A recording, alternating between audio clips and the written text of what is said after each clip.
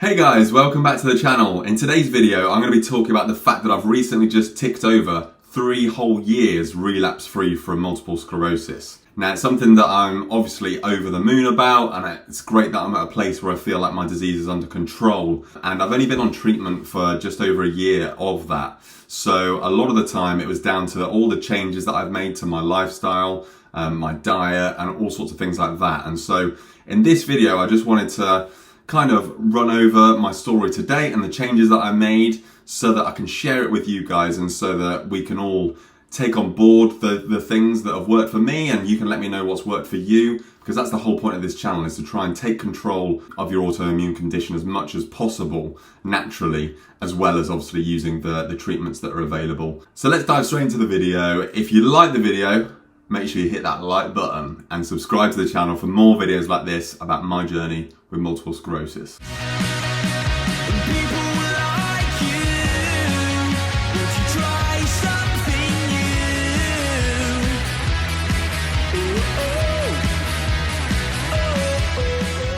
Three whole years now without a relapse, and if I could go back to just over 3 years ago when I was first getting diagnosed and I was having a load of problems, I would have been in total shock and disbelief if you'd have told me that 3 years later I'd be completely healthy and had nothing wrong with me whatsoever. And so I've really got to think back to that and just think how grateful I am and realise how much of a better position I'm in now than I was back then.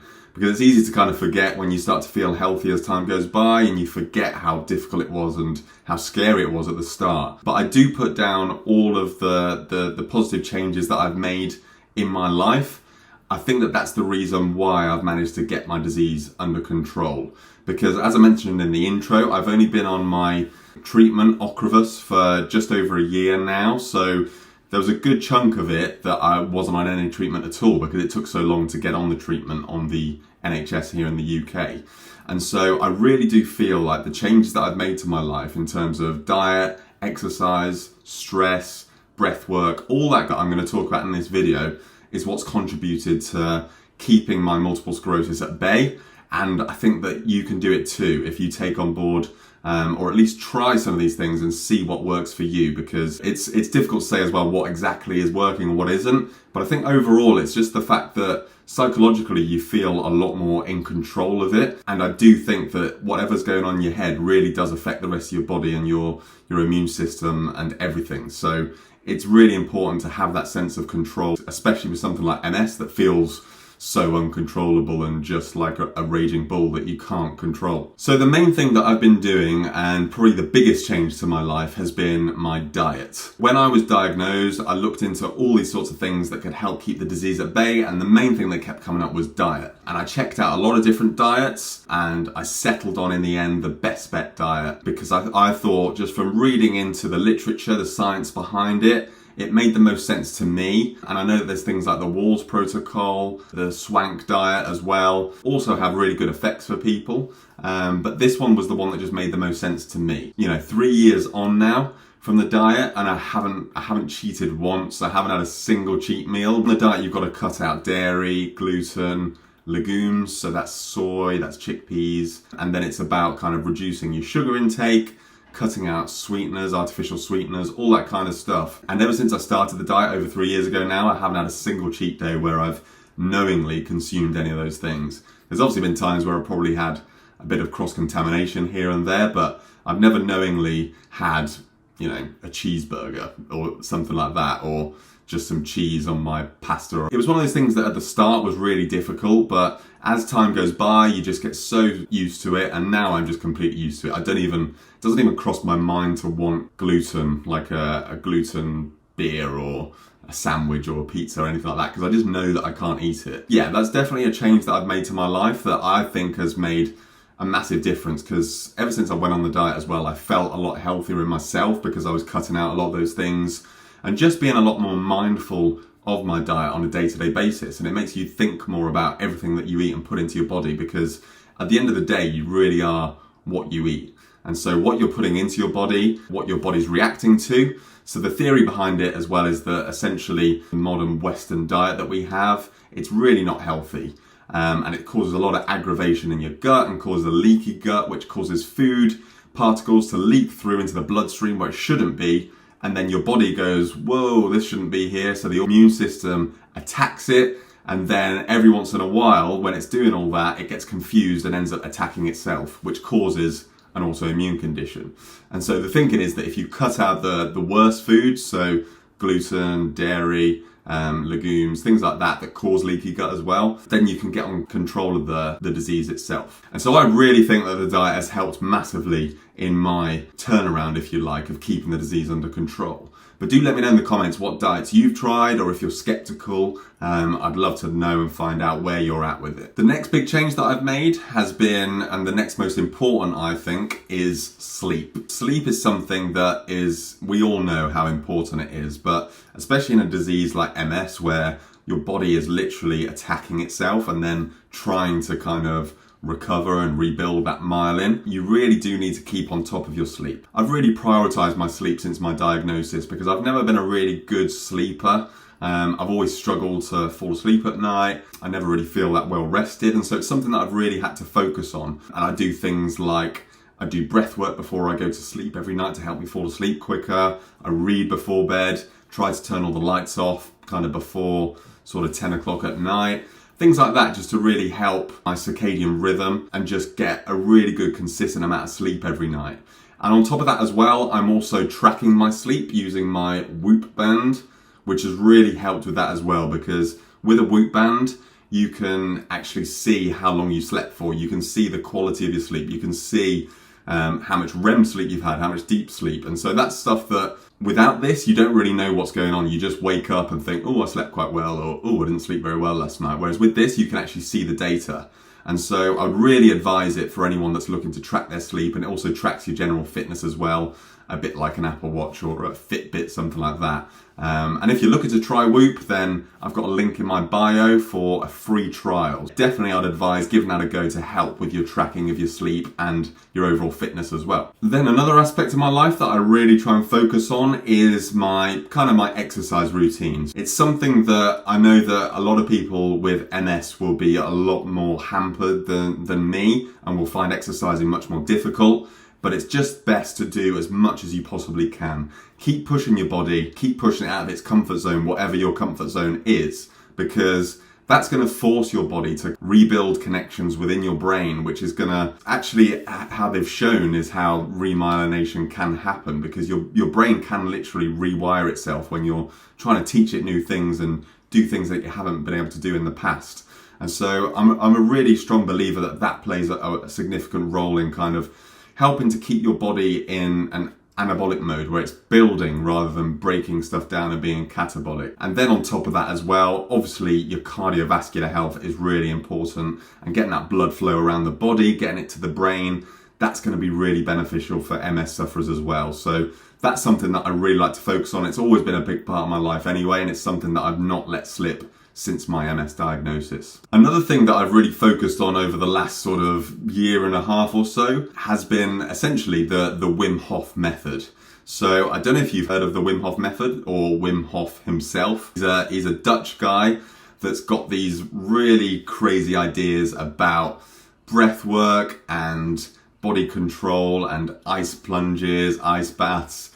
He set multiple world records for kind of like climbing mountains in the snow barefoot and in just his swim shorts and things like that.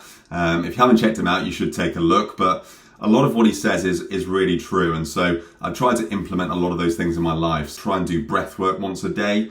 It's something that can really help to sort of control your stress levels and relax your body. And especially the Wim Hof method, because essentially you're taking 30 big deep breaths and then you're holding your breath for up to 3 minutes, which sounds crazy, but when you do it, you're surprised that your body can actually cope without breathing for that long. Try one of the videos yourself. Don't just take my word for it and try it. Just do it with a video of Wim Hof teaching you how to do it, and that'll really help. But I do that along with also, I take a sauna once every other day. So he advises kind of saunas and cold plunges, all sorts of things like that. Basically pushing your body, again, like I said earlier, outside of its comfort zone, and forcing it to really get back to basics and take away all the other stresses that you're thinking about. Because when you're in the sauna, It gives you time you're away from your phone, you're away from other people, and you just got to concentrate on staying in there for as long as possible. And you're obviously sweating as well, which is a great way to remove toxins from your body, heavy metals. And so I think it's really beneficial. It's something that I do, like I say, sort of every other day. Another key change that I've made to my life has been stress management. Now, this is something we all know that stress isn't really good for us, in the sense that obviously stress as a physiological response to an actual stimulus, like if you're being chased by a lion in the wild, then you do want to be stressed. You want your body to freak out and pump through adrenaline and get yourself into action, into fight or flight mode. But the problem is when we're having kind of stress on a daily basis about work, about friends, about money, all those kind of things that we tend to stress about, that's not good for you, because you're getting the same response that your body does if a lion's chasing you when you're sat at home relaxing because you're thinking about money or you're thinking about your job. And so that's really not good for your body, because it's depleting all your body of its vital nutrients and minerals, because your body's just going to focus on that stimulus, that threat, because that's what we have evolved to do, is to run away from that lion. Whereas if we're putting our bodies in that state big chunk of the day, that's really not good for you. And so I've really had to learn how to tolerate stress better. And there's techniques that I employ, like I mentioned before, breath work, things like that are really great for stress management. As I've mentioned in other videos as well, I changed my work situation, because at the time that I got diagnosed, I really didn't like the job that I was in. And so I ended up working for myself, which is really beneficial, because I've got more control over my life and everything that I do, and I'm a lot happier doing it that way. So that's really helped. I think that that's one of the key pillars in keeping this disease at bay. And the last thing that I've really focused on since my MS diagnosis has been supplementation. And most specifically, I'd say that definitely the most important would be vitamin D. So vitamin D, if you've done a bit of research, is very closely linked to MS and also a lot of other autoimmune conditions. Here in the UK, we don't get a lot of sunlight, especially in the kind of the winter months. We don't get any at all. And obviously we spend more and more time indoors nowadays than we ever did when we evolved as humans. And so we evolved getting a lot of sunlight, which obviously gives us vitamin D. And so a lot of the time, a lot of people, there's a really high percentage of people nowadays that are deficient in vitamin D. And so this was something that I jumped straight on board with following my diagnosis, because I read into it quite a lot on how important it was. So I take now around 4,000 IUs on a daily basis, international units. And as well, I try and get in the sun as much as possible. Now I live in Manchester in the UK, and so it's not very sunny here. If you're watching this video in California, then it would be very easy for you to get your vitamin D from the sun. But here it's not that much. So I try and get out in it as much as possible, because there's a lot more beneficial factors from sunlight in terms of immunoregulation and immune function. So it is really beneficial to get out in the sun. I know that we're told that the sun is really scary and dangerous for us, but there's a lot of benefits to it as well. As long as you don't get burnt in the sun, that's where you can cause damage to your skin. But as long as you're not doing that, you're staying in control of it, then I really would advise to get out in the sun as much as possible. Or if you can't, then take a vitamin D supplement, as that will really help to keep your vitamin D levels up. And then in terms of other supplements, I have taken on and off now multivitamins, although at the minute I'm not taking that, because I've heard a few things about some of the things that go into multivitamins that I heard Gary Brecker talking about, and I'm just trying to make my mind up on if I want to take it going forward. But another one is cod liver oil as well, because you really do want to get those fatty acids into your body if you've got MS. So you want the DHA and EPA. That's what you really want from fish oils. And I do try and eat as much fish as possible, oily fish, but just having that supplement really helps as well. And then as well at night, I take a magnesium supplement, which helps with my sleep as well. So that's kind of my supplement stack, and I think that that's really helped in terms of getting control of my MS. So yeah, a bit of a long one today, but I just wanted to share with you that news and everything that I've done to make sure that I can stay on top of the disease. And that's what I think has made me have 3 years now without a relapse. And, you know, every time I get an MRI, they say it's completely stable, no changes at all. And I just don't put it down to purely the Ocrevus treatment that I'm on, largely because, like I say, it took about 1.5 years before I actually got on the treatment anyway. So what was stopping me from having a relapse in that 1.5 years when my disease was really active before that, before all these changes that I've made to my life? And so I just wanted to share everything that I do so that, you know, if you're watching this video and you feel a bit helpless with your MS, then you can give some of these things a go. I've got a lot of other videos where I've gone into some of the specific aspects in more detail, so feel free to check those out. And also let me know any questions you've got in the comments below, as I'd love to help out, because that's exactly what this channel's about. I really want other people like me with MS to be able to feel more in control of the disease by taking control, by doing these lifestyle changes, because they do have an impact. There's a lot of statistics that show that. Like, my neurologist told me when I got diagnosed, he basically said that